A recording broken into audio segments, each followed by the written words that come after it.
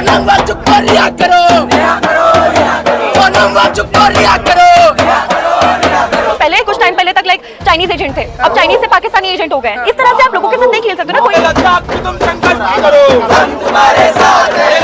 तुम संघर्ष करो, हम तुम्हारे साथ हैं। वो एक विचार बन चुके हैं। जो क्लाइमेट पे इंसान बात कर रहा था, क्लाइमेट की वजह से 6 शेड्यूल मांग रहा था, बहुत सारी अन्य चीजें, तो आप उनको भुला नहीं सकते हो। अब वो बहुत रेलेवेंट हो चुके हैं। आपने खुद ने हर बार रेलेवेंट बनाते हो आप लोगों को। आप लोग इनके बारे में पढ़ेंगे और समझेंगे। और पुलिस की लाठी नहीं चलेगी, नहीं चलेगी, नहीं चलेगी। पुलिस की लाठी नहीं चलेगी, नहीं चलेगी, नहीं चलेगी। पूरी दुनिया क्लाइमेट पे बात कर रही है। हमारा देश आज भी जाति की वजह से मारा जा रहा है, धर्म की वजह से मारा जा रहा है। It is high time that हम सोनम वांगचुक जैसे लोगों को बाहर निकाले, उनको बात करने दें क्लाइमेट के बारे में, क्योंकि वो खुद रहते हैं हिमालयन बेल्ट में। पढ़ा लिखा यूथ है, बेवकूफ नहीं बना सकते। पढ़ा लिखा का मतलब बिल्कुल भी शिक्षा से नहीं होता है, समझ से होता है। तो समझदार है, हम समझते हैं चीजों को।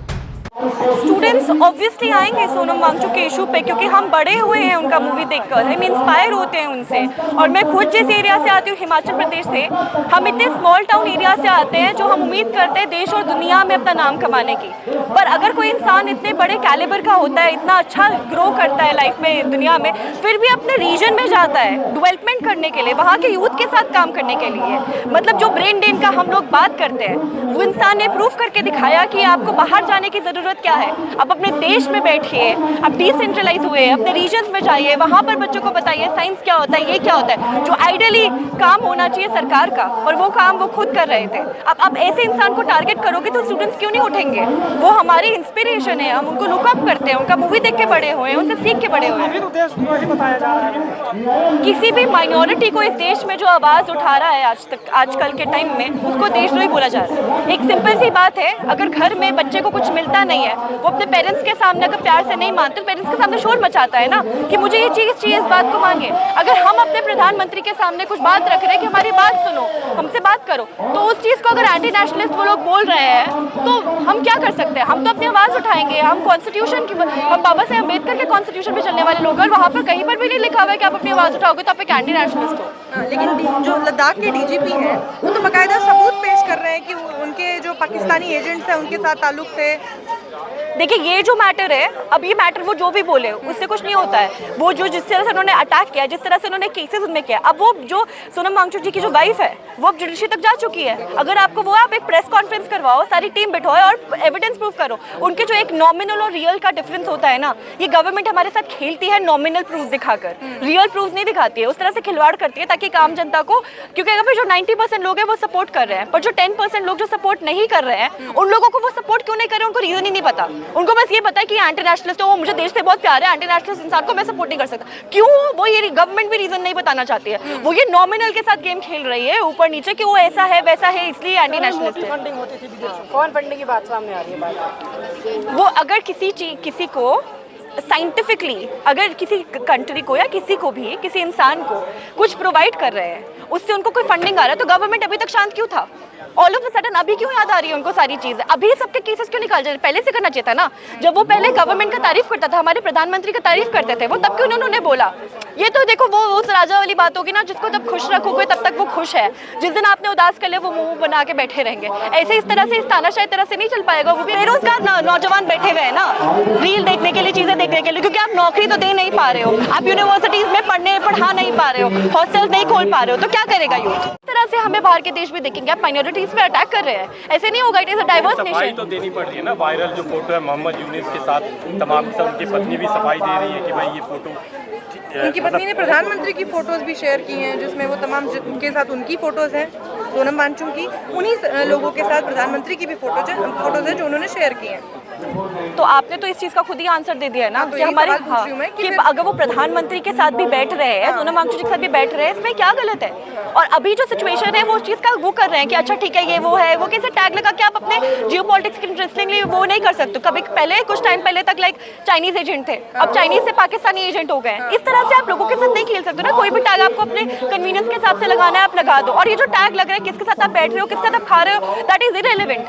आपका जो टॉपिक है, जो वो जिस चीज पे वो डिबेट कर, जिस चीज पे वो प्रोटेस्ट कर रहे हैं, जिस चीज पे वो बात करना चाह रहे हैं, उस चीज के लिए आप एक कमेटी बिठा दो। कमेटी बिठाने में क्या दिक्कत है? हमारे काफी सारे साथी है जो स्टूडेंट्स ही थे जिनको अरेस्ट किया गया है अभी तक, और बाहर तक उनका ट्रायल तक नहीं हो पाया है। उसके बाद हमारे काफी सारे जस्टिस वगैरह ओपनली स्टेटमेंट देते हैं जिसमें वो कहीं पर भी कुछ भी नहीं बोलते हैं और बहुत ही वेग सा स्टेटमेंट देके ऐसे दिखाते हैं कि वो इनका ही गलती है, हम तो सब कुछ कर रहे हैं। तो इस देश में आप कैसे बात कर सकते हो कि फोटो वोटो, वो तो डिबेट ही कुछ और है। मतलब मेन मुद्दा ये है कि फोटो वोटो का हमें कुछ कंसर्न ही नहीं है। हमारा कंसर्न है कि आप 6 शेड्यूल देना चाहते हैं, आप जनता से बात करना चाहते हैं। आपकी प्रेसिडेंट खुद एक ट्राइबल है, ट्राइबल वुमेन है, ठीक है। यही पर जनता मंतर में सेकंड अटैक हो रहा है ट्राइबल कम्युनिटी पे। पहला औरतों पे हुआ था रेस्टलेस, तब भी हमारी जो प्रेसिडेंट है वो शांत रहे। आज ट्राइबल पे हुआ है। 97% लोग लद्दाख में ट्राइबल कम्युनिटी के, आप आज भी शांत बैठे हुए हो। तो किस बात का रिप्रेजेंटेशन की आप बात करते हो? लोगों को बेवकूफ बनाने के लिए, वोट मंगाने के लिए। और सेकंड चीज, मैं खुद हिमाचल से आती हूँ, हम लोगों को शायद लोकसभा में सीट कम है। लोकसभा में सीट कम होने की वजह से हमारी बात नहीं रखी जाती है, हमारे पास मीडिया नहीं पहुंच पाता है, हमारी बात नहीं सुनना चाहता है। हिमाचल में फ्लड आया, किसी ने बात नहीं किया। हिमाचल में इतनी तबाही हुई, कोई बात नहीं करना क्योंकि टीआरपी नहीं बढ़ता है। पंजाब पे जब बड़ा आया फ्लड आया, तब सब मीडिया वहां पर दौड़ी क्योंकि टीआरपी बेटर होगा शायद। जब प्रेसिडेंट, तब प्राइम मिनिस्टर आए, उन्होंने बात किया, पर उससे पहले कहाँ गायब है? जो क्लाइमेट पे जो सोनम वांगचुक जी बात कर रहे हैं, वो बहुत रेयर लोग हैं जो बात कर रहे हैं। हमारे पार्लियामेंट में इतना रेयरली कॉन्वर्सेशन होता है क्लाइमेट के बारे में। इट इज हाईली शेमफुल जब पूरी दुनिया क्लाइमेट पे बात कर रही है। हमारा देश आज भी जाति की वजह से मारा जा रहा है, धर्म की वजह से मारा जा रहा है। It is high time that हम सोनम वांगचुक जैसे लोगों को बाहर निकाले, उनको बात करने दें क्लाइमेट के बारे में, क्योंकि वो खुद रहते हैं हिमालयन बेल्ट पे।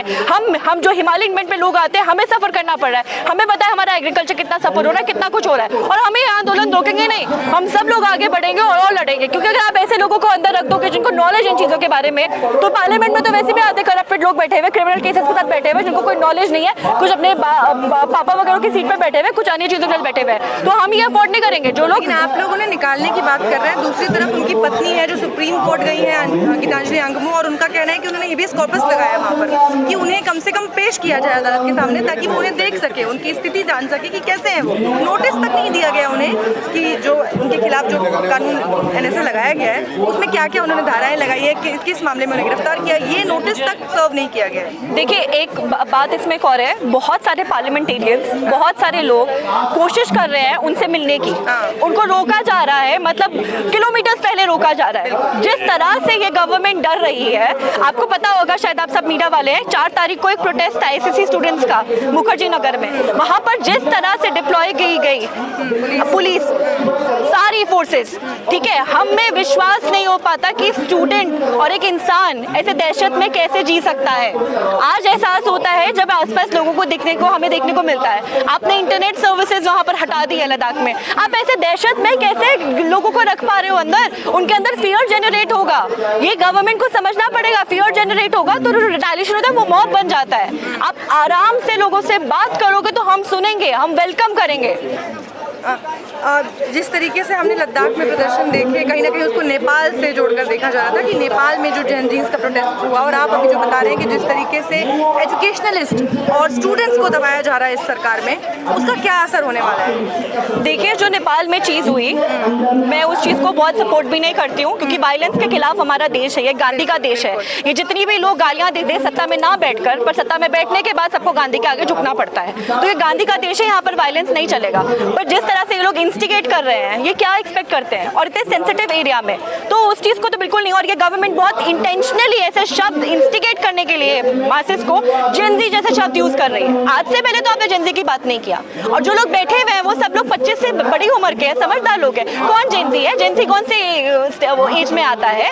बट आप ऐसे इंस्टिगेट नहीं कर सकते हो मासेस को, इंस्टिगेट करके, ताकि आप खुली छूट हो जाए आपको अटैक करने की मासेस पे, कि तुमने तो ऐसा किया था, तुमने तो वैसा किया था। जैसे कि बहुत ओपनली एनआरसी वगैरह के प्रोटेस्ट के टाइम कुछ मंत्रियों ने बोला था, कुछ मिनिस्टर्स ने ओपनली बोला था कि गोली मार। तो ये चाहते कि इंस्टिगेट कर रहे हैं मासेस को, बट हम कुछ अनपढ़ मास नहीं है ना, वो अनपढ़ नहीं है, हम पढ़ लिख के बात कर रहे हैं। आप अगर लद्दाखी स्टूडेंट से बात करेंगे, आप अगर हिमालयन बेल्ट के स्टूडेंट्स, क्योंकि मैं खुद एक ऐसे एरिया से आती हूँ जो काफी कम पॉपुलेशन है, हमारे पास सिर्फ सही में एक ही चीज है जिससे हम जिंदगी में आगे बढ़ सकते हैं, वो है हमारी पढ़ाई लिखाई। तो हम पढ़ा लिखा यूथ बेवकूफ नहीं बना सकते। पढ़ा लिखा का मतलब बिल्कुल भी शिक्षा से नहीं होता है, समझ से होता है। तो समझदार है, हम समझते हैं चीजों को, तो आप ऐसे हमें वो नहीं कर सकते, भड़का नहीं सकते कि जेनजी बोल के हमें भड़का दो या ऐसे कुछ चीजें।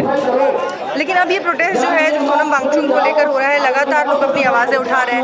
आपको क्या लगता है इसका कुछ असर होगा? क्योंकि 2020 में इन्हीं दिल्ली दंगों में हमने देखा था, दिल्ली में वो लोग जो आज तक हिरासत में हैं, यूएपी है, उन पर लगाया गया है, उनके ट्रायल्स नहीं शुरू हुए हैं। इसी जंतर मंतर से उनके परिवार आके गुहार कर रहे हैं कि कम से कम न्याय तो मिले, ट्रायल तो शुरू हो।